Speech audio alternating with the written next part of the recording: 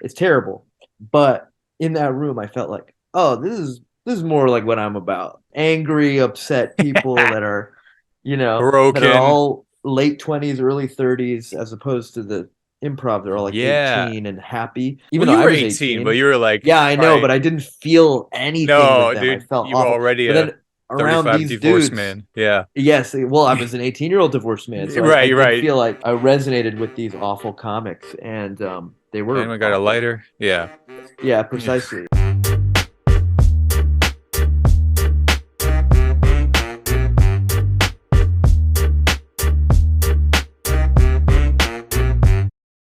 Hello, everyone, and welcome to the Sohile Ali Show, a podcast where I interview interesting guests from all walks of life, each with their own stories to tell. My guest today is Ismael Loutfi, a New York City-based comedian and writer who I got to see when he performed at the Comedy Attic here in Bloomington, Indiana.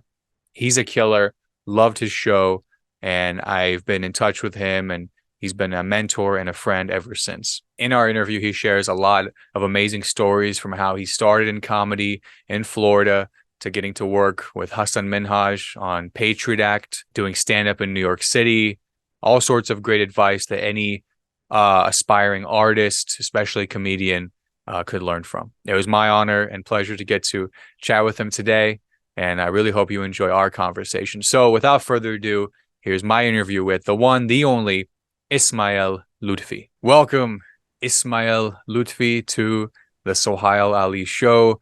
Thank you so much for taking the time to talk with me today, brother. Yeah, man. So, how you doing, brother? I'm doing well, man. I'm doing well. We talked a little bit before we started Sure. rolling here, talking about our backgrounds. But man, I just want to say it's a great pleasure. It's an honor to have you on. I loved Thanks, your man. show, your stand-up show. I saw you when you came here to Bloomington, Indiana, at the Right. Comedy Attic. I think this was September, maybe or like last year around then. Yeah. Yeah. That Yeah. sounds about right. Yeah. Yeah, It was a lot of man, it fun. was one of the best performances I swear I've seen live, and Oh, I man. just came to, take class and just enjoy the time because my boy Appreciate it, man. Zaid Fosley out of Chicago, shout out to Zaid. He told Yeah. me, he's like, this guy Ismail is coming, you got to check him out. Oh, dude, love Zayd. Good dude. Good, strong Syrian man. That's He's right. got Yeah, guns. yeah. No, you guys actually, it's a lot in common there. Both True. half on your dad's sides. So Yep. yeah, Both Muslim white mom. yeah, that's right. Yeah, Yeah. exactly. Yeah. Love Zayd. Good guy. Yeah, but like I Makes me said, feel man, he makes me feel small because he's such a he buff. is surprisingly tall, dude. He's Back in the tall, he's gym. buff. He's like balding in that way that like real men bald, where it's like kind of attractive. You know what I Yeah, mean? yeah, he started looking like his dad. It's He's looking like a dilf, calling him like a Bob. real Arab dilf. Yeah, Bilf, Baba. I'd like to, Yeah, I'm Bilf. he can Yeah, have man. that. But yeah, but shout out to him. I know he got to work with you at Laughing Tap, I think it was. That's right. Uh That's right. Minnesota. Or no, I think Milwaukee, Milwaukee? Milwaukee. Yeah. Yeah. I've never been. But yeah, I mean, folks listening, watching, I have been a fan of Great. Ismail ever since. He's been a real pleasure to know. Amazing, guy and supportive guy. Oh, Please thanks, follow man. him. Check out his stuff, man. So yeah, man. I just wanted to start off, let you share, a little about your story. You're a comic in New York, hitting Yeah. the road, doing the thing, but kind of, I'd love to bring it to kind of your comedy origin story, if you Sure, will. man. Sure, That dude. first mic or show, what have you, Oh, that you did. Um, what led you to kind of get up on stage for the first time? well, I guess I was kind of like always a little bit outside. Like I was an outsider wherever I was as a kid because of, the background. Grew up very, very devout Muslim, still pretty devout, practice with some slight um divergences here and there. But yeah, so as a kid, very, very religious and ostracized for that reason. Maybe it was self-imposed, but yeah, it just kind of felt like I didn't know anybody, didn't have any friends ever. And then in high school, I started watching a lot of stand-up on YouTube, and it kind of felt, for whatever reason, very resonant. Mm. because it seemed like the guy on stage was different from everybody, um, but was like making everyone like him, you know. Mm. So I liked that component of it. I was like, oh yeah, this dude, whoever this dude is a weirdo, and Yeah, I'm kind of like a weirdo. So I felt, like that could be something um, for that I sure. could do. And over time, I, convinced myself like I would like to do it, right? Hmm. And started making friends eventually senior year of high school, and that's really when you get to like practice being funny without knowing that you're doing that, you know? But For you sure. kind of subconsciously are figuring out the ways that people relate and laugh at things. Yeah. And in doing that, I was like, oh, I guess I do have a pretty good sense of humor, or I can like maybe do this on stage at some point. Yeah. And Making the friend group laugh, making other circles laugh even. yeah, and feeling a lot of validation from that, too much validation from that, arguably. And then I kind of had a bit of a tangent because I fell in love with this girl in my class, and then we had like a Sharia marriage when I was 17, and stopped thinking about comedy for like a year because I Mm. was like, I just had my whole future ahead of me, or so I thought. Like I planned it ahead. Like I'm just gonna Yeah, stay you with this ready to girl, settle white down. girl. Yeah, Yeah. for real. I mean, and Like we I'm went to the done. same college, so I was like, Oh, wow. we're gonna At go the to hip. UF together. Yeah, I was like, we're set for life. And So you had um, done a mic before getting married, or no? no, Oh, no, no, got it. no, Got it. never, never. It was just sort of like a vague plan, and then the marriage happened, and kind of put a stop to it because again, I was like, I'm just gonna be a lawyer or whatever, just so I can have kids with this beautiful redneck girl in my class, and then we can live our lives somewhere in Florida Make your parents and proud. That's it. make my parents. Yeah, totally. And then she broke up with me like 6 months later, and right before college started.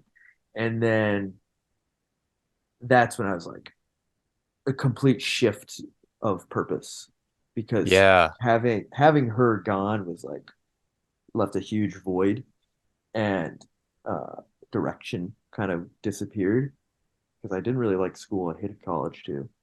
And then I was like, I'm going to do stand up. That's the first thing I said. Hmm. She broke up with me. I was crying on the phone like a little baby. And then when it was all said and done, I hung up the phone. I did the divorce thing where you say, talak, I divorce you, three Mm. times. And then I told my sister immediately, like immediately after the phone call, I grabbed my sister, Danya, older sister, and I was like, uh, Jesse just dumped me. I'm gonna do stand up. That's what I said. It was like in one sentence. Wow, And that she, quickly the thought came back to you. That's wow. yeah, because I was like, it gave me like a reason to not feel bad, because I mean, when you go through a Yeah. breakup, there's so much wallowing and so much Oh, dude. preparing to wallow that Mm. you kind of need something to look forward to. And I was like, this is gonna be my thing. It's like I'm gonna do stand up. That's And my right. sister was just like, right, whatever, and kept it a secret, obviously. And then went to college a couple weeks later, and then I think I did my first mic um, 2 months later in October. October 11th was the first time I ever got on stage Your of freshman year, that 2011, fall. freshman year, that fall, yeah. And Was before it that, like I a had got, campus mic or like a in the yeah, city? no, well, it's in Gainesville, which is like a tiny Oh, okay. college town in Florida. It's similar to Bloomington, actually. It's a Very little small. smaller. It's Okay. smaller than Bloomington, but it's Little at liberal least it dot. feels smaller. Yeah, a little Yeah. liberal dot, a lot of like Yeah. hippies and like smelly old people that have been voting Democrat for the last 40 years to no avail. And Compost. Yeah. a lot of compost. Yeah. And so I was there, and this I did it on campus the first time. There Okay. was A a talent. stand-up comedy club called You Oh, Suck. University stand-up club. You suck.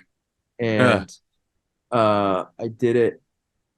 I would like go to these workshops, and you run your jokes. It's miserable. So you're Everyone's part of the mean to club. you. Yeah, anyone could join. Yeah. And it was funny because there were Wow. two big comedy clubs, like comedy groups in Uh-huh. the University of Florida. There's You Suck, and then there's uh TSF, Theater Strike Force, which is a big improv group.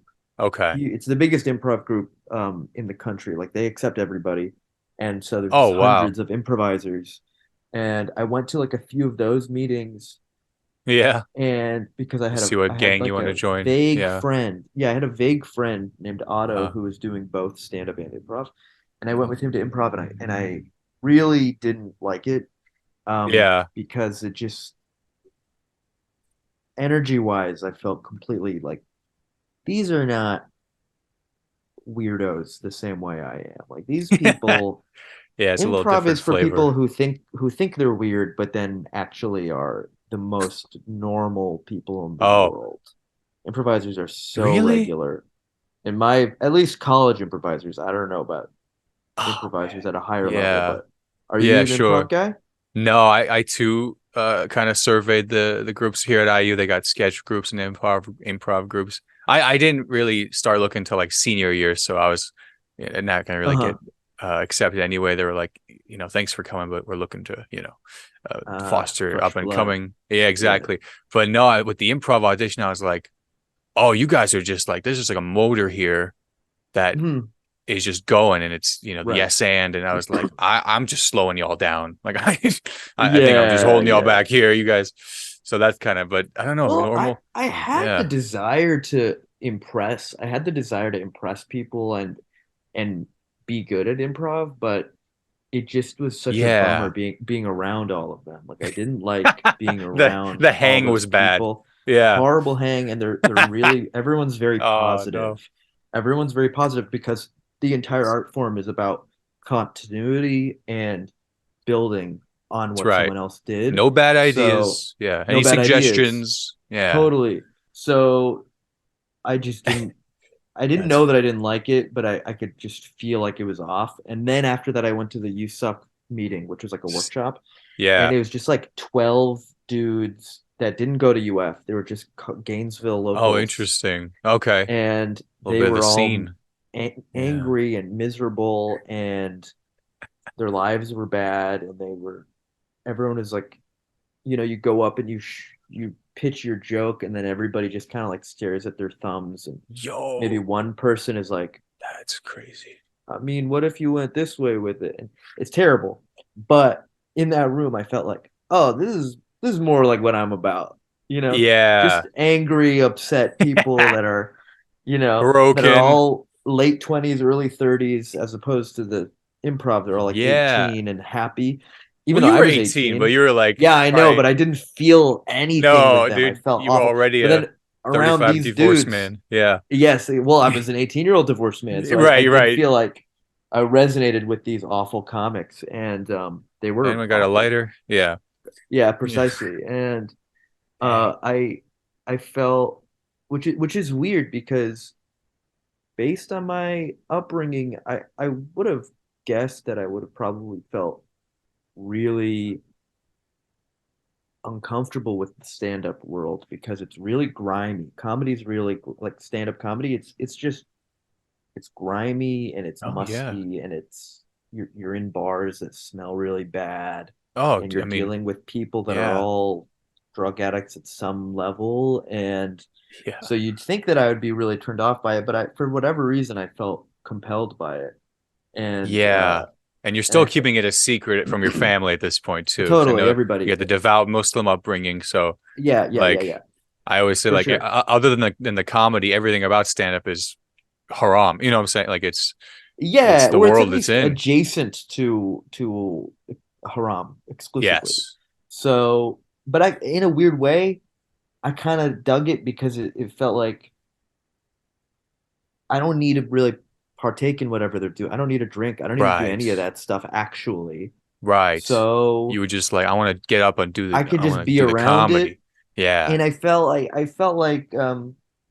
it was a source of a lot of my early creativity, which is of course bad. Like none of my jokes were good for the first year, but it at least gave me something to talk about. I talked a lot about how I don't drink. I was like, I don't have drink and Yeah. whatever. And I made that like my thing for a year because it was, which is a great Ah, thing about man. stand up is that if you have a thing that makes you feel different that you can relate to people on, you can turn it into material. You can turn it into It's your something that you story. could, yeah, you make it your thing Yeah. for a while, Yeah. right? For And sure. so I found that like useful. I was like, yeah, I'm the guy, I'm the 18-year-old who doesn't drink at all and doesn't want to drink and feels really embarrassed about it, but and left out and I don't know how I'm gonna meet any women or how I'm gonna make any friends. You Yeah. know what I mean? So I have all these Yeah, sort of yeah. For sure. I mean, you these already made it through high elements. school, with Yeah, that same lifestyle yeah. mentality. And now you're in freshman year of college where everyone around you and their brothers doing that. So it is Right. a, And yeah, UF was a unique it was a big perspective. party town too, Yeah. So Yeah. so I was really out of, not like in a position to thrive there. But yeah, so then my first show was at on campus in front of maybe like six people, and it was in one of the halls, one of like the teaching rooms, and it was Oh, wow. terrible, terrible. 6 My out of my 150 best friend seats filled. Ryan, Yeah. yeah, my best friend Ryan came up from Miami, which was like a 6-hour drive, and he Wow. he watched me. I think he was there for some other reason too, but he came up Okay. and watched my first set ever, and it was like awful. I did 3 minutes, and I Wow. had No, like a yeah. Rosie O'Donnell joke, and it was it was great. It was bad. Like Yeah. I bombed. Like I don't think anyone there was. I mean, in a room I like mean, that, you six can't P. do Yeah. that well ever. Yeah. Mathematically, you're not going to kill in front of six people. It just They doesn't just have add to be up. like, you guys doing good. What do you guys want to talk about? Like, be like, Right, that right. would be the move. But yeah, so this was the But first on stage like yeah, performance and after it doing like the workshops and stuff. yeah, and then Yeah. the weird thing is, and this is some like destiny thing, not to be too fucking lame, but I remember getting off after doing badly and feeling really good. Felt like that was awesome. That was so fun. And I Yes. felt so good like with the mic, and I Just felt to do it. I felt competent. I was like, that was bad, but I think I'm competent. Yeah. And my friend Ryan was really supportive, which was great. But man, I would never go back and do it ever again now. Like it was so excruciating. But thank God you only get Oh, to do live one that one time. again. Well, I hope not. Yeah. No, any of it ever again. I the first year of comedy for me was um True. just True. it was just awful. It was awful. And the reason I didn't tell my family wasn't because I was like worried about their reaction. It was more that I didn't want to tell them that I was doing something that I maybe wouldn't be doing forever. I didn't want to tell them Mm. like, Mm-hmm. hey, I'm getting into rollerblading or whatever. You know what I mean? I didn't Exactly. want to tell Yeah. them like because at the time, the first 2 years that I was doing stand up, I was convinced that I would quit. The whole time I was convinced like I'm not going to keep doing this Really. because I felt like all the reasons that you should quit. Like I was like, well, this isn't actually a career path, and it's it's bleak in Gainesville. It's bleak in all of Florida. There's no upward mobility to a better life as a stand-up unless you Mm-hmm. put in 20 years in Florida and like just become that guy, which there's a Yeah. lot of, and they make a living. It's not good, but they do make a Sure. living. So it just looked really Interesting. unrealistic to me. And Yeah. then, and I would cry all the time. Anytime I bombed, I would just like go to bed and just sob. So it was very taxing emotionally. But Yeah. And to not even after have like a parent to like talk to about it, like just alone, you kind of were dealing with this yeah, among your friends, maybe. so But yeah. sorry, it's fucking Jewel. So yeah, never Jewel, Sohile. Bad Oh for no. you. Hey, come on. We all got our one vice every so I often. guess. I mean, it's funny because I have a video on my Instagram that's gone kind of viral where I'm talking about how I don't drink or do drugs, but I'm Oh juuling in yeah. it. And all these people are like, Yeah. yeah, but he's juuling. Oh, yeah, he's saying that with the vape in his mouth. It's like, hey, guys, nicotine is not explicitly haram in Islam. It is makruh, which means that it is disliked, but it is not a sin. There you go. There you Take go, man. that. It's not a bad deed. It's not good. It's probably a bad deed in some departments, Yeah, it but teeters. it There's teeters. some. I mean, it's as bad as like eating a lot of Oreos, where it's like That's it'll kill exactly you, right. but it's not. Exactly. It's one of these gray area things. And also, I mean, the entire Middle East is addicted to nicotine, hookah and cigarettes and shit. So, Exactly. Yeah, let me get the camel. Yeah. not to say That's that I'm not defending it per se. I'm just defending my moral rationalization because, yeah. Anyway, so you're getting back, paid by Jewel. Let's just let the I'm world getting paid by Jewel. Dude, I Jewel. wish, man. I should be. I've been jeweling for so long now. But so yeah, Anyone? that Yeah. first year was really bad. Yeah. You know what I have to be thankful though is that there were these comics in Gainesville that were doing it um in the way I was describing, where they're like living off Okay. of the land of Florida comedy.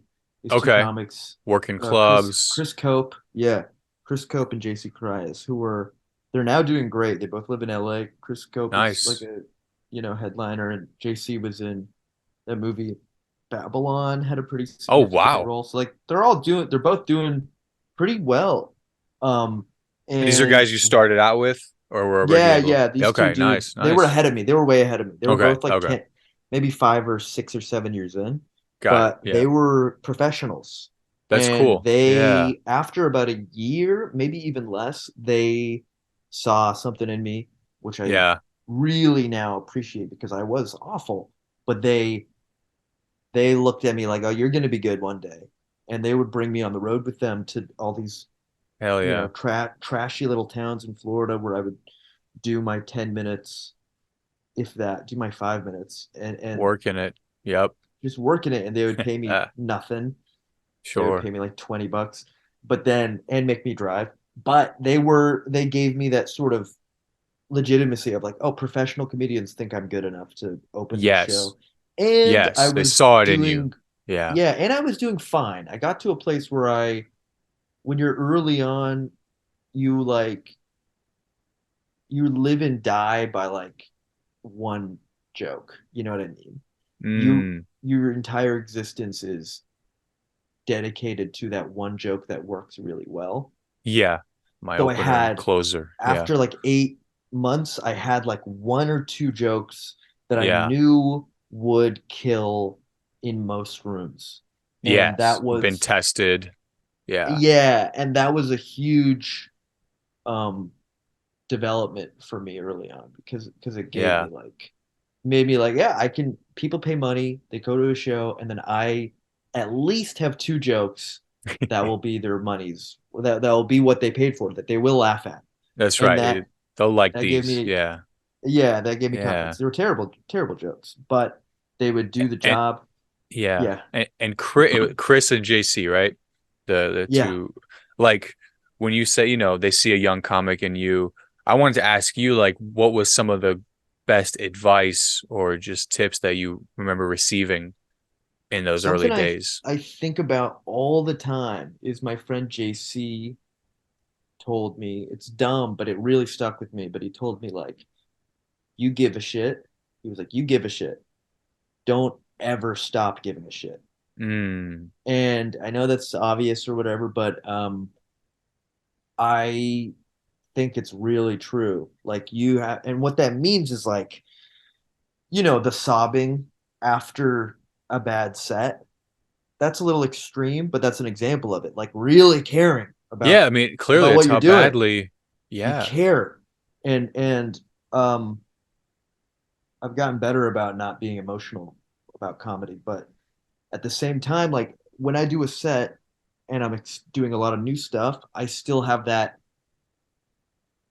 like memory of JC saying that, and I'll Mm-hmm. go over I should need to keep giving a shit, and I'll go over what I did, and I'll Mm-hmm. put little notes in my thing of like, that joke worked, that joke didn't work, change this to Yeah. that, you know? The because debrief, looking it over. Yep. you have to. I mean, not every set, but yeah, if there's a, you feel that in you of like, I need to think about what I just said. Oh yeah. Definitely do it because Mm, there's a lot of like passive comedy in a way where you perform and you don't think about what you're doing beyond the stage. Like you don't think about the jokes mm-hmm. abstractly or practically. Like you just think about them as this thing that you have to get out and then you move on. Right, But right. you can't always do that. You have to sit down, and if you're not like writing every day, you at least have to be focusing on what you're doing, right? Like what am I actually Yeah, doing on stage? yeah, How do I make it yeah. better? How do I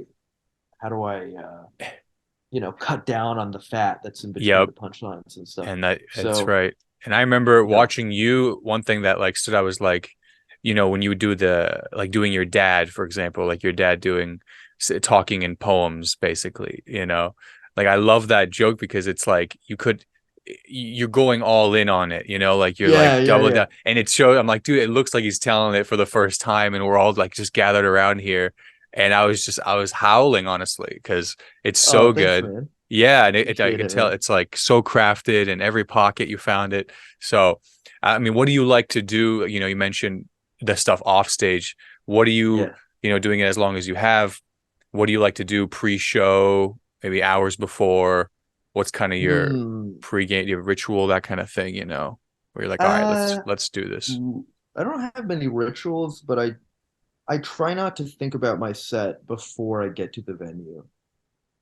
I try not to think about what I'm gonna do because I feel like it doesn't help to do it beforehand because then you just get kind of anxious or you're overthinking and the Yeah.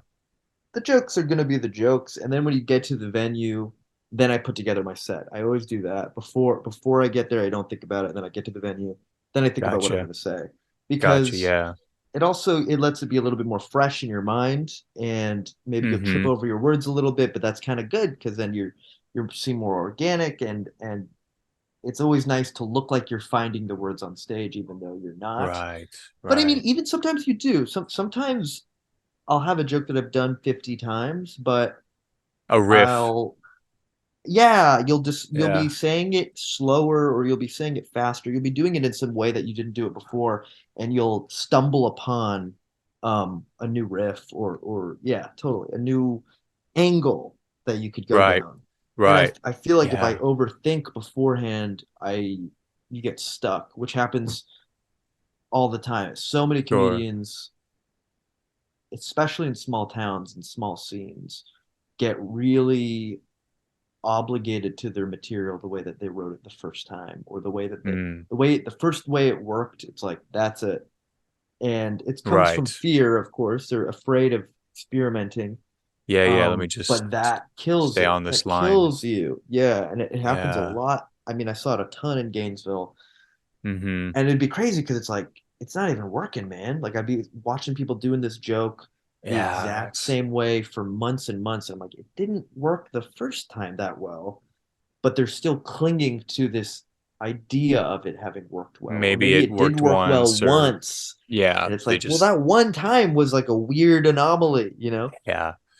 Yeah, I Um, got a few of those. I gotta drop some of those. But yeah, that's well, I mean, but even yeah. those ones, the ones that don't work, like I never feel depressed about a joke anymore because like if a joke isn't working, Mm, I used to get that was one of my biggest things with comedy early on was like a joke kills and then I do it the next night and it bombs. That yeah. inconsistency would Yeah. drive me crazy. It would like really make me furious. Like, why the fuck did that one audience like it and then this audience didn't like it? And then I would do it again and the next audience would be in the middle about it. And I'm like, well, what is it? What is it? Is it good? Is it bad? I don't know. Yeah. Is it you? And Is it the way you yeah, is it delivered the it? room? Did somebody say something beforehand that made them laugh more? You know what I mean? Mm-hmm. So I used to get really upset, but now I Yeah. don't at all. Now, if I'm finding inconsistency with a joke, it goes back to like giving a shit where I just really, really think about um what can be done to make the joke efficient, Yeah. make it so Yeah. that it's not inconsistent. Yeah, because whatever idea it was, whatever impulse caused you to jot that down, you're like, I believe in this, and you're like, Yeah. maybe I just haven't found Totally, which I that never used to do. angle. I used to really not believe in my ideas at all.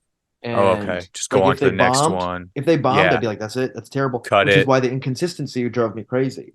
Because if it Yeah. kills one night and then bombs the next night, I'm gonna lean more towards the bomb.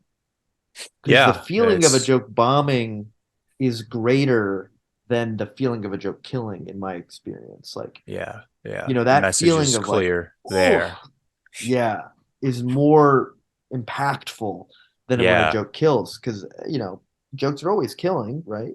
So Right. Right. you have to be clearing out all those bad things. But Yeah. now, Yeah. I'm 12 years in now, and I'm at Yeah. the point where I'm a lot more confident with my ideas. So if a joke doesn't work the first three times, I won't scrap it. Like, I'll stop telling Okay. it the way that has been told, but I will keep it in a Yeah. little shelf, and I'll be like, one day I'll Yeah. figure out what that is.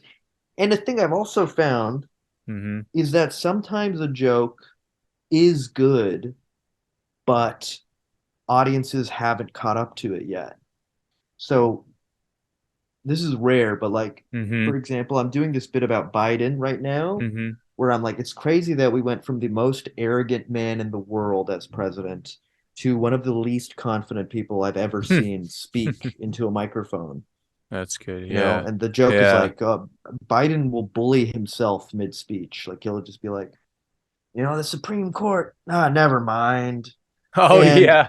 Abandoning he'll his just whole abandon claim. it, and that That's funny. I did that joke like 9 months ago, or like early into Biden's presidency, and it didn't do well at all, or it did fine, got like a Mm. chuckle or something, but it wasn't Yeah. didn't kill. And I remember thinking like, I'm pretty sure this is a good observation. Like, Biden does do that. He does Yeah. start and stop thoughts all the time, and it's For weird that he sure. does that. But it definitely And exponentially has gotten worse of the term. exactly. So Yeah. it's gotten to the point now where audiences They relate know to what it, you because yeah, they early know on what they didn't you're know talking what I was. about. Early on they were like, we haven't seen Yeah. enough of him, even though maybe we kind of get where you're going with it. But now Yeah. everyone's seen him do it a million times, so now it kills, and it feels great to Exactly. be like, I was ahead of the That's curve cool. on that one. You guys didn't get it Yeah. a year ago, but now everyone's getting it. It's good. Um, Yeah, that and that's planted and it grew and it's finally it would have been known. lost to the wind if I had just abandoned that observation, Yeah. because I Yeah. wanted to a little bit. I was like, well, it's not doing, bombed like three times. So I was like, but I kept it. Oh, And then I but brought it back yeah. 2 or 3 weeks ago, and it's killing. So I'm like, Yeah, feel good, you know? unlike him, that's aged well into his term. And it's like, the way he just changes sentences mid, it's like his brain is telling him like Yeah. you should probably talk about something else. Yeah. That's Yeah. Yeah. yeah, yeah, Exactly. yeah, yeah. That's Exactly. yeah, and I mean now I mentioned, you're in New York. I wanted to Yeah. know kind of how long you've been in New York, and then for any comics, a lot of my friends, are thinking about making the move. Yeah. What is like your kind of beginner tips as far as living in the city? I mean, there's nowhere better in the world for stand up. So if you're trying to do it, I would say you kind of have to move to New York. It's becoming less necessary with TikTok and Instagram Reels and stuff. Like, there are people Sure. that are making a living and Mm. finding success just through the internet, and they can be wherever. You can be in Orlando, Florida, you can be anywhere. Um, but I'm still a purist in a lot of ways, so I like to, you know, be where the comedy is Yeah. flourishing. So I think the general advice is, yeah, you got to move to New York, because you can get up a lot. Everyone good is here. It's great. It's miserable. It builds your character as a comedian. Um, it's hard. It's hard, but it's not. It's by no means impossible. It's There's a learning curve for Yeah. sure. But You've I was lucky. I Go ahead. you've been there how long now? 6 years. Okay. I was in LA for a year before that, and I was in Atlanta for 2 years before that. Oh, you did And Atlanta for 2 years. Oh, I didn't know that. yeah, I Oh. moved from Gainesville to Atlanta because I had been doing comedy for 3 years in Gainesville. And then I didn't know what to do. Yeah. And I knew like the conventional wisdom is move to New York or LA. But I was 20 years old and I felt like, or 21, and I felt like I don't know if I'm ready for those big cities. Like I think I'll get defeated by them. Like I think I'm not emotionally prepared for the humbling and the rejection and Mm-hmm. the politics of those cities. So I asked my good friend Jake Head, who's a great comedian, but I think he doesn't really do it anymore now. He's got kids and stuff. Great Mm-hmm. guy. I asked him what to do, and he was living in Atlanta. He was like, "Yeah, move to Atlanta. It's a great scene. Oh, You wow. can get up all the time. The comics are Yeah. funny. There's Heard great clubs that'll things. book you." Yep. So I did it, and it was one of the best things I ever did because Nice. it worked out very well. I think I stayed there a little longer than I should have, but it worked out great. I Yeah. got a lot better. I started working the clubs there Nice. and started feeling my first like, oh, I'm a professional comedian. Um, Yeah. because I had never felt that Wow. in Gainesville. I felt like just a weird fucking Well, creative yeah. freak. You kind of reached your Um, ceiling in that market, probably. oh, dude, there's not You even a know. ceiling. The ceiling is like it's at the floor. It's terrible there. Yeah. No offense. No Yeah, it's offense. your roots. But yeah, It's sure. my And roots. That's then true. LA for a year. And then I went to LA for a year because everyone told me that I could be in a sitcom, and it was a nightmare. LA is terrible. It's a terrible place. Not a fan. Yeah. Not a fan. I mean, it's fun to visit, and a lot of my good friends live there now, but it's not good for stand up. It just isn't. And it's only getting worse and worse. Um, Mm. so yeah, I was there for a year, and then I was blessed. Alhamdulillah, I got this job writing for Hasan Minhaj on Yes. Patriot Act, and that was in New York. So I had to move to New York, and I was like, thank Oh. God. I was so thankful Oh, because wow. Yeah. I that was my plan. When I was living in LA, I was miserable. I was living in like a shed, essentially. I didn't have a bathroom. I was just living in a shed Oh, in wow. Silver Lake, which is a great neighborhood, but it was a miserable apartment situation. And um, my goal was like, I just need to get a job in New York so that I can move to New York with money. And Yeah. alhamdulillah, I got it and it worked. I got that job and moved to New York the next, Yes, you were 3 days when after. you were there when the show Yeah, launched, right? Like season one. yeah. I was there before it launched. Right, And right. it was like, it was great because then I got to be in New Yeah. York with a nice, cushy job. So I didn't have to struggle too much, alhamdulillah. I mean, I struggled a lot Yeah. in Los Angeles, but when I was living in New York, I got to like get my own studio and blah, blah, blah. Like I was living Oh fine, yeah. Oh yeah. Writing and by which is day. great. Kidding me? That's Yeah, amazing. it was Yeah, great. I mean, I wanted to ask you how that was. It like an open like submission packet call, or did you know someone working on the show? Had you worked with Hassan before? You know. I'd never worked with him or met him, but um, it was through my manager. They sent me the packet and I Nice, submitted nice. through my manager, but they didn't really have a connection to Hassan. So it was kind of blind in that way, and they read the Yeah. packets blind too, so they didn't know who anyone was. That's John And Stewart style right there. Yeah. yeah, right. Yeah. Did he does that? I didn't I think know that. that's where I think that was one of his initiatives at the Daily Show. I Cool. interned at the Daily Show like when I was in No college. So way. yeah, like Cool. one summer and like I'd like run into Hassan. He did a spot at, like the stand. I hadn't even Yeah, started yeah, comedy back then, but I was like, dude, yeah. like freaking this is amazing. So yeah, I met him a couple of times. He's come to How long Bloomington were you a there? How couple long of were you in New times. York? Just that summer of 2019. So Oh, like cool. I was there. May to August. Yeah, no, Cool, I was cool. seeing shows. I was just like too scared to, do anything. But yeah, it Yeah, was great, education in the field. But yeah, for so sure. blind submissions, I think is something they got from him back then. Totally. But I didn't know yeah. that, but that's cool. Yeah. So I did that, got at the interview. I was blown away that I got the interview, and then I interviewed, and I feel like I did fine. I cursed a lot. They told me to stop cursing, Oh, um, because I was saying fuck every other word because I was really nervous. oh, in your And in your interview. Oh, they were probably just yeah, like, Hassan stopped me, relax. and he was like, hey man, stop saying fuck. You're freaking out the showrunner Jim. And so I Oh was wow. nervous about that, but Yeah, yeah. alhamdulillah, I got it and Yeah. moved 3 days later. Like as soon as I had like no time. They're like, just move all your shit, and I didn't have anything, so I was like, well, this is gonna be easy. Yeah, I yeah, just yeah. flew Let me over. pack up the shed. Yeah. Yeah, Yeah. and That's started working awesome. there, and it was, it was like a Yeah. pretty brutal job, but it got better with time. Yeah. Yeah, I mean, I loved that show. My mom and I, we watched that show every week. I remember those No way. drops, and yeah, I mean, it Yeah, was great. Sunday. And because we were like, oh, Hassan left the Daily Show, he's doing this, amazing. And I've known people who did like graphics and maybe one of the editors at Yeah. one point, Yeah, yeah, yeah. Peabody award winning. That's Um, right. yeah, and were you That's there the right, whole brother. run of the series? Oh, Yeah, hey, man. Let me show you was Chowder. He's my boy. hey, hey, bud. Little Aw, dude. how old is he? He's 5. Oh, what's up, Look at the dude? camera, What Chowder. up? Oh man, this guy's buff. Look at him. Yeah, he's a strong little dude. City dog. So, That's City awesome. Dog, he's filthy, dude. He's a filthy little boy, but I let Fuck. him in my bed, dude. It's terrible. Oh man, So, dog, come on.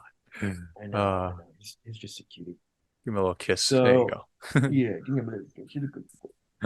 Chowder. So, yeah, Great did gig. you ask something? Yeah, it was a great gig. No, yeah, you were there the whole series run. Yeah, yeah, the whole time I was Wow. there.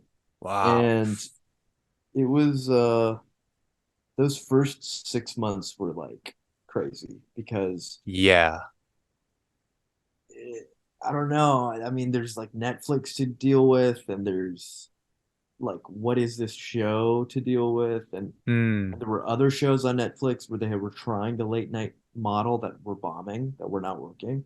So there's a lot of pressure. Like, how do we make this actually work? Yeah, I mean, And God, you guys were releasing weekly episodes. Like that's crazy to think back. Like yeah, and yeah, it's like dude, John it Oliver was level, like for sure, for sure. And that yeah. was another thing. It's like, how do we not be John Oliver? How do we be our Mm, own thing? So mm-hmm. there's just so much to contend with. And I think we found our lane for a little while. Like we figured it out. And the show started, it became like the first 6 months was like we were working like till 1 a.m. all Yeah. the time, 2 a.m., 3 a.m. for no reason. Like there's a lot of wasted energy of just like, all right, well, you're gonna work on this sketch. Send me another version of it, send me another version of it, send me another version of it. Ooh, And then they go, all right, we're trying not to going to do the find it. sketch, we're not going to do it, and they Ah, cut it. And you're like, I just worked on that for like 3 days, and I yeah, knew that the whole was time that they weren't going to do it.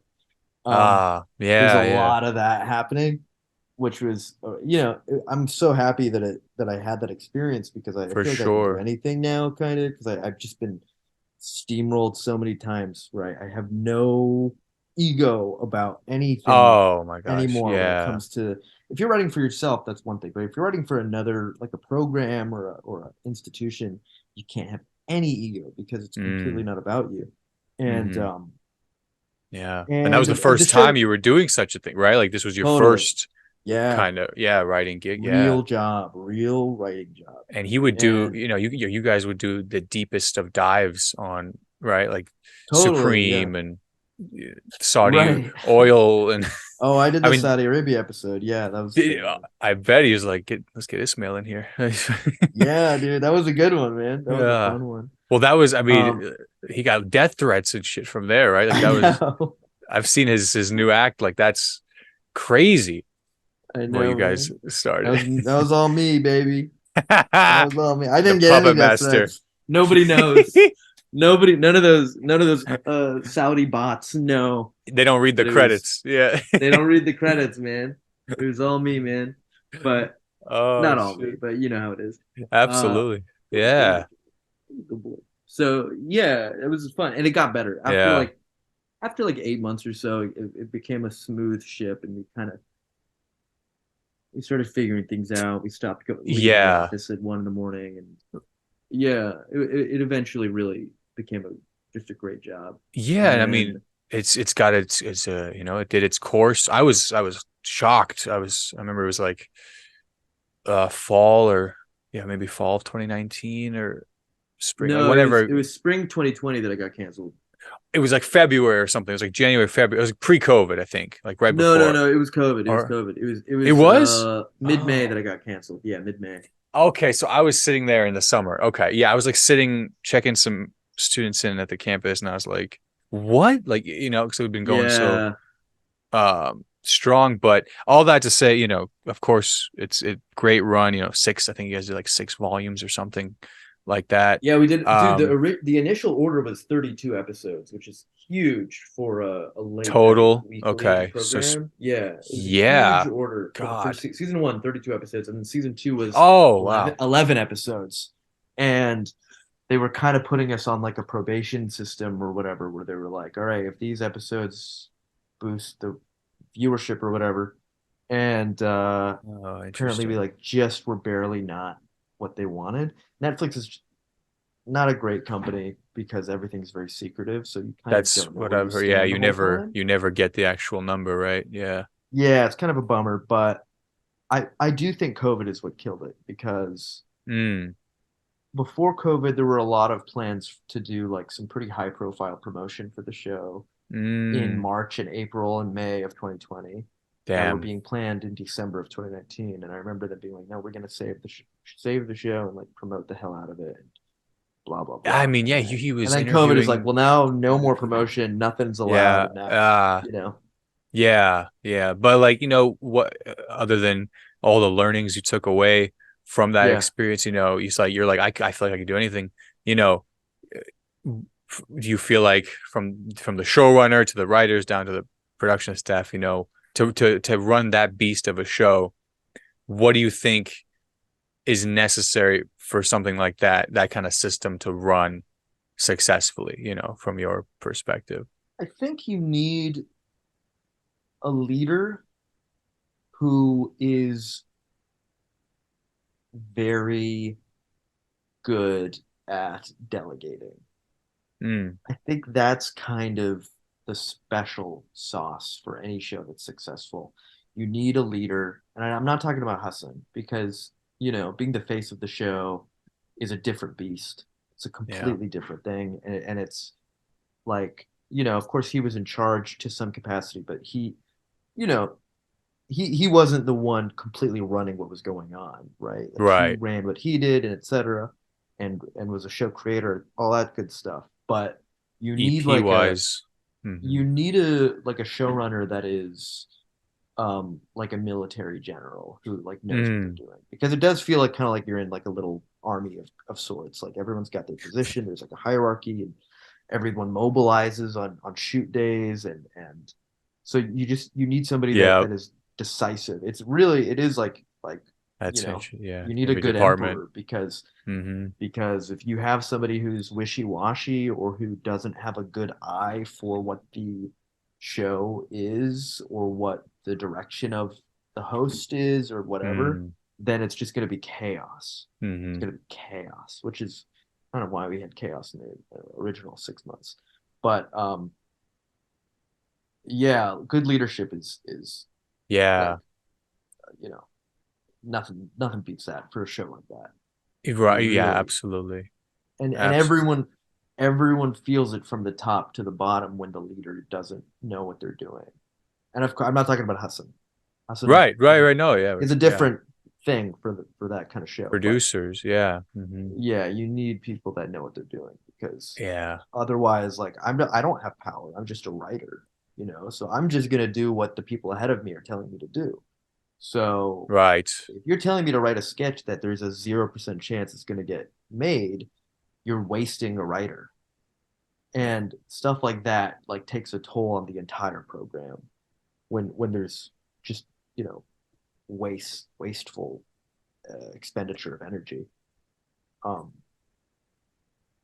yeah, I'm not going to Yeah. talk about who was the bad leader, but Let's drop some names. That's it. We're doxing. No. No, but I thought that was so cool when I was, going through your credits and stuff, and I was like, that'd be a dream kind of job too. But like you it said, was a dream it job, takes dude. the It was work. fun. It takes the work. It was Yeah. fun though, man, because it Yeah. was also cool because all the writers, not all, but most of the writers were were young. Most of the writers were like peers of mine, like like people that I became very good friends with because we were like similar, we were all like in our Yeah. mid to late 20s and you know, Other kind of comics like you. silly sensibility. Yeah, Moss Perricone was one guy who's a really funny comedian here. Zach Rice is a really funny guy. Sophia Manfredi, like, which is rare because most writers' rooms are a lot of veterans that are in their like 50s or 40s that have Oh, like right. Yeah. I mean, houses, they're multimillionaires and they've they've, been writing for 20 years and they've written yep. for the X Files, and they have like a crazy long resume. But our Yeah. room was Yeah. mostly new writers that That's really were cool. young and funny and Yep. hungry, and that was Hmm. so cool, man. And Yeah. I I and mean, I it came through as fresh, in the show. yeah, It was yeah, exciting. The concept from the totally. visuals to what you guys were Yeah, um, all the visuals were cutting Prashant, up the head writer. for Those were all his Yeah. like twisted mind came up with those, which is He's the got to give director, him man. credit. He is a Yeah. brilliant guy, really smart Yeah. dude, Absolutely. Yeah. Yeah. No, him. I mean, that's the duo right there. But for sure. that's awesome. I mean, from there, because I know the show is done. Had you leaped over to any other kind of writing job since then? It just kind of, Yeah, I wrote obviously for. more success in stand up came your way, but didn't know like on the side. Yeah, no, I wrote for Rami Youssef has a new cartoon that's coming out next spring, and I wrote for that Nice. a little bit last year Animated. for like 6 months. Yeah, cartoon, which is a Yeah. whole other bag of worms, man. Yeah. Animation is actually not very fun. I mean, the job was great, but the procedures involved in making an animated Oh, show wow. are just really long-winded and complex. Like it takes years for an animated show to get made. Yeah, I used to hear like Family Guy scripts were written like years ahead of the actual animation Yeah. of them. Like just they had to Yep. lock them just for Yep. sheer time. Yeah. Yeah, Wow. because you have to send it to like all the different animators, and then I have to go to another group of animators and That's cool voiceover. though. Like the whole thing Yeah. just takes forever. And do you know what it's coming out on and It's going to be on when? Amazon Nice. spring Nice. 2024. So Hell yeah. early next year it should come out. I mean, I don't Nice. know with the writer's strike now. I have no idea That's true. That's what's true. going to happen. I think the first season is done. I think it might be locked, but I don't know. Who knows, Gotcha. man? Yeah, and Who knows? obviously, I've seen solidarity with you and your fellow writers. Yeah, thanks, buddy. It's a crazy time. Yeah, I was looking at the history of it. The last one, it's like everything's changed so much since '07, right? Um, and Yeah, I have some friends that were that are at late night shows and like the problem. One right to Takara Mallard, she's a comedian in New York. She's a yeah. writer over at the Problem, and Car. just Oh, cool. she started in Chicago and then was here in Indianapolis for a little bit. But yeah, everyone's out there, and hopefully, inshallah, they Inshallah. come to an agreement. But Yeah, I mean, and yeah. the thing we're striking over, like directly impacts people like me because it's all about streaming. Basically, all the contracts don't account for streaming. So Mm, I'm getting paid residuals that are like, 80% less than I would be getting paid if Patriot Act was on Comedy Central and as opposed to mm, Netflix, which mm-hmm, doesn't make mm-hmm. sense because Comedy Central gets way less viewership than It Netflix. doesn't make yeah, Yeah, exactly. so it's like it's totally upside down Just where hasn't updated to the model. the thing Hmm. everyone's watching, the people that made it don't get any, they get very little benefit from what they made. Whereas the Right. things that people, cable and And stuff, which people are moving away from, those are still like a big yeah, moneymaker. yeah, and it's especially relevant with you mentioned the Rami shows on Amazon Prime, and Yeah, his same. shows on It'll be the same Hulu, thing. HBO Yep. Max, Apple. These are the new Yeah. medium. So they Yeah, would. totally. So yeah, man. I mean, thoughts with everyone involved, and I between you and like I said, the other people, it's been cool to see the Yeah, level of involvement from the SAG folks, from the directors and the totally. producers. So Yeah, it, it's fun to see it's the celebs coming out to support. yeah, like even Yeah, like the man. Stranger Things guys stopped production. Like they're like, Right. we don't shoot without the writers. So really important stuff. But man, I also wanted to just, give you your flowers and give more promotion and as to, the work you've done. I've been able to Yeah, see, thanks, man. you have your Comedy Central special, Spell It Out. Really Sound enjoyed it out. that. Sound it out. Look at that. You good? So sound it out. Same And thing. it's, yeah. And it's hilarious. And one thing Thanks, I man. noticed, and yeah, it's like you do have fun with the crowd too, like that thing you For mentioned sure. earlier with like, not having such a rigid, act and Yeah. Got to be a little kind of, loose. yeah, loose. Yeah. Yeah. Um, but yeah, man, I really enjoyed. I'm going to link all your social media and Oh, thanks, buddy. everything below. Yeah, of course, man. Of course. I mean, you've been kind enough to give me this time and Yeah, be dude, no problem. a Thanks for talking to mentor. me. Yeah, man, of course. Now, also any upcoming dates you're hitting that you would also like to Yeah, share out there. sure. I mean, I have a few random things. I'm going to be in Cincinnati at Go Bananas in July. Oh, no way, dude. Great Um, club. Have you been before? yeah, Okay. yeah. July Yeah. 13th through 16th, I'm going to be at Go Bananas. Hell yeah. And I'm doing a one-man show. I have this one-man show called Heavenly Baba about my dad and me. Uh, I'm doing it June 1st in QED in Queens. So if you got any Nice. fans in Queens, dude, send them out, bro. I will It's a fun definitely show. share that around. Yeah. Yeah, bro. More of like a storytelling, kind of you, like you said, you and Yeah, your it's dad. got a lot of bits in it, but it's also has a visual component. So it's kind of like it's different from stand up, but it's That's funny. cool. When did Yeah, you, man. what's it? Sorry, it's called Baba and Me. It's called Heavenly Baba, and Heavenly Baba. it's about my dad's like plan to convert Florida to Islam, basically. That's kind of what the byline is. Started with your Um, mom and then went yeah, from and then there. he was working his way up from there. Yeah, That's sick, man. That's I yeah, mean, buddy. inshallah, you toured around.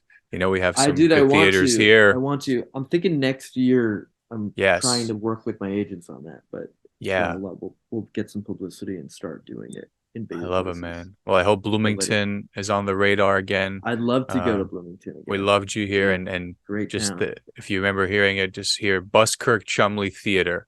It's Okay. right. It's right downtown in Bloomington. It's like one of three theaters, but it's Yeah. like the prestigious one. It's got a great history and pretty close to the Cool. attic where you played. So Word. yeah, that'd be Heavenly Baba. Love That's it. awesome. Yeah, Love man. to do it, man. And I'm trying to plan a trip one of these days out there, and I'll definitely hit you up. Yeah, Um, let me know, man. We can get dinner. yeah, I would There's a love good that, man. Afghan place in Queens. I bet. we we're doing all right over there. That's good. Yeah. Uh, but yeah, Yeah, man. man. Cool. Finally, I like to ask all my guests like one last question. It's just, as someone who's inspiring to me and so many others, not even just Muslims, but comics, Sure. creatives in general, who or what continues to inspire you today? I mean, I guess my friends, man. That's a corny answer, but my friends, Ahmed Weinberg and Mekki Leeper, they're both great comics in LA. They keep me going to some degree. They're successful. They're funny. They're posting clips and shit. Just seeing people that you love that are not giving up and are Yeah, trying new things and are ambitious and getting things and being rewarded and being patient. You kind of need to have those people around you. Yeah. Which, absolutely. those are two people I wouldn't have had in my life if I didn't live in LA because that's where I met them. Mm, So I do like I lived in LA and hated it, but something good came out of it. having Yeah. them, yeah, truly, I do. It was worth it to make those And friends. and you wrote your packet for Patriot Act in LA. So That's true. more success to you, brother. Thanks, man. Appreciate You your too, man. time. Thank you Appreciate it, again. brother. Till our paths cross again. Cool. Let me know when you're in New York. Will do. Wow. Wasn't that amazing? God, I love that guy. Thank you again to Ismael for his time and for sharing his stories with us today. Really appreciate it, brother. And thank you to you all for listening. Hopefully you enjoyed. And if you're watching on YouTube, please leave a like, comment below, subscribe to my channel for all future episodes. And if you're listening on Spotify, Apple Podcasts, give us a high rating, 5 stars only if you enjoyed it. Why wouldn't you? and follow us and give us a notification ring for all future uploads. And if you yourself are somebody that wants to be on this show, feel free to reach out to me. You can DM me on Instagram, send me an email, all that good stuff. My contact information will be in the description. Thank you again for watching and listening, and until next time. Real quick, before you click away, thanks so much for watching this video. I really appreciate it. Click right here to subscribe to my channel for all future videos, and click right here to check out this video over here. Have a great one.